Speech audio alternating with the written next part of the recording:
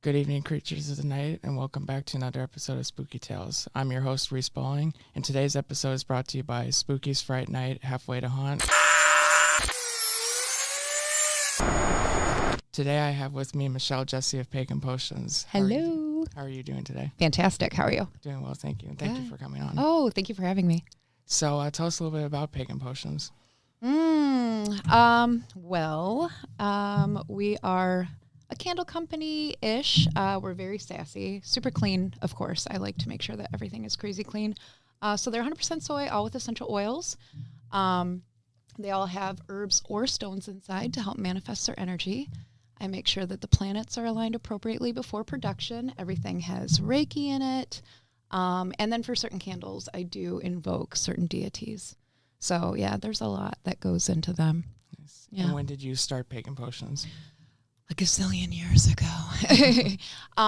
So Pagan Potions was brain babied December of 2015, but I didn't actually put anything out until 2016. But before I started Pagan Potions, I was actually a psychic at a psychic shop, and I was always the candle prescriber. I always knew what colors would go with what stones would go with what, and herbs and, whatever. And one day one of my clients was like, "You're really good at that. I don't understand why you don't just make them yourself. You're selling somebody else's stuff." And I was like, "That's a really fucking good idea." So how to make a candle. I did not know how to do that. So that's why it took me a little bit of time to actually put them into the world. But I knew how to concoct all of the fun things with it, like smells and stuff. If that answered that question. Yes. Yeah. And where did the name come from? Pagan Potions? Mm-hmm. Well, that's another good question. I wanted to be true to myself. So again, being the psychic where I was, it was a big love and light community. And I appreciate and honor the love and light community. However, saying things like I'm a witch and this, that, and the other, it was kind of frowned upon. And so I spent some time thinking about how I could tell the world that I'm a ding-dang witch, but then also trying to, appease the love and light community. So pagan is where it came from, and then potions because they're all potions. Yeah. And so I've noticed a lot of your candles have unique names. Mm-hmm. What inspires you to give them those names? So actually, funny that you should ask that. That kind of goes on to where Pagan Potions came from. So I'd spent a lot of time thinking about that, and like I said, really wanting to appease the world or whatever. And then I was like, you know what? F-bomb the world. I'm going to be true to myself again. And so I had some candles and some names to them that I didn't really like, honestly. And I would share it with friends and stuff like that. And they were like, "Oh yeah, it's nice. It's cute. Da, da, da." But I'm not nice and I'm not cute. So I was just like, okay, yeah, sure. I don't want to do that. So I decided I was just going to say, fuck it, and just throw the F-bomb on everything. Nice. Because that's my favorite word in the whole wide world. Besides candles, what are some other things you offer? So, online, not every single day because your girl needs a break sometimes, but I do astrological videos. So astrology is like a second language, and I love astrology, and I'll, break it down for people a lot. And then, again, one day somebody was like, "Why don't you just tell the world?" And I'm like, okay, well, I don't really like the camera, but sure, why not? So I slowly but surely started with talking about the moon. And because I always like I said, I put a lot of the astrological energy into those. So I'm always constantly watching the moon and, seeing kind of how the phase is and what we can do for that day or whatever. And the void of course, I would talk to people about a void of course, and nobody knew what a void of course is. And what a void of course is where the moon, so for example, right now, our moon is in Libra, and tonight it is going to be going void of course from Libra into Scorpio. So that's the transition from one zodiac sign to the other. anyway, so yeah, I do those videos a lot. And I also do, private healings and this, that, and the other. Nice. Yeah. And when were you first introduced to metaphysical? Like following it or working for it? Following it. I would say I was probably 14 or 15. I was actually supposed to be a nun, funny enough. So I've always been very spiritual and loved whatever God, I was connecting with at that point in my life. And we were very strict Polish Catholic. So I was supposed to be a nun, but instead I had a little bit of a rebellious nature and ended up having a child very young. And then the church wanted really nothing to do with me at that point. So I was a little devastated, because I loved God, but I didn't understand the politics of humankind, I guess. So when that had happened, the universe, of course, directed me in the complete opposite direction. And then I started to find spirituality, and it really struck me to the core. I fell in love with it big time. So yeah, around that time. Nice. Teenager. Yeah. And for someone new to the metaphysical world, how would you describe it to them? It's like falling in love. It's the most romantical, artistic, beautiful thing that someone can discover. Of course, don't feel pressured to do it, but if you're called to it, I hate when people are like, oh, that's evil and shit like that. If you're called to it and the universe is pulling you in that direction, by all means, go discover. We're here to learn anyway. Let's be a sponge and see what's best for us, But yeah, it's like falling in love, I guess. And with healing, what would you say is per se the best way for spiritual healing? Having those come to Jesus conversations with yourself.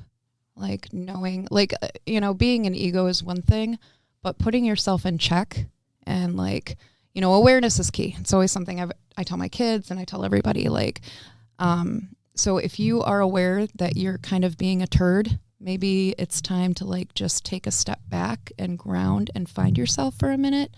That does so much. I mean, yes, I do Reiki and, all that other kind of stuff and house cleansings and ba-ba-doop-a-deep. Cool. But you can only cleanse somebody who's guarded and walled and constantly in a victimhood so many times. But if this person is open and willing to see why they need a cleansing or, even the direction that they should go in, knowledge is power. So yeah, I guess kind of just being aware of yourself and your surroundings. So being aware of yourself would probably be the advice you give someone with healing, spiritual healing. Absolutely. Absolutely. Yeah. What do you enjoy most about owning your own business? I would like to say the freedom. However, I found out that I am addicted to work. So there is no freedom, I guess, with that. But that, I travel a lot. I'm constantly somewhere. That's my one joy that I give myself, especially with my free time. I'm in another country, another state, doesn't matter. So I love that I can do that for myself whenever the hell I want to. But, I'll be working and I'm balls deep in my phone, working and I'm okay, Michelle, go, you put your phone down and, just enjoy your life for a second. So I would say the freedom for sure. And then learning of it. If you would have told me 15 years ago that I was going to be a successful business owner, I would laugh in your face. I'd be like, no, but here we are. Yeah. Out of all your products, especially your candles, do you have a favorite one? A favorite candle? Mm-hmm. I do. The Manifestation Mofo. So before I started the business, like I had said, I was a psychic at a shop. But that was one of 3 jobs. I've been a single mom, the majority of my life. And so I was constantly hustling, constantly trying to make money. So the manifestation was the first candle I made when I started the business, and I manifested that the business would flourish. Not only did it flourish, but fast forward 9 months later, I was able to quit all 3 jobs. I make more money than I've ever made in my life. My kids work with me. And yeah, things are good. So that, I don't want to sound cheesy or anything like that, but that candle changed my life. I even like the deity that I invoke into it. I have her tattooed on me. Like, I honor her so hard. So yeah. Besides that deity on your arm, do you have any other ink that like represents other deities or spirit? All of my tattoos are spiritually based, except for my flowers, which represents my kids. But my snake, everything that is on my body is spiritually based. Nice. Yeah. And do you offer seasonal candles or special candles? Actually, the Switch's Titty here. This is our autumn Halloween candle. And then in the spring, we do the Lucky Fucker, which is like kind of more so St. Patty's Day based. But it's also like to honor the changing of the season of going from winter into spring and growth and this, that, and the other. And then during Christmas, we do a Merry Christmas Motherfucker, mostly, to be jolly as fuck. And, kind of lighten some energy up because I know that's a stressful time for a lot of people.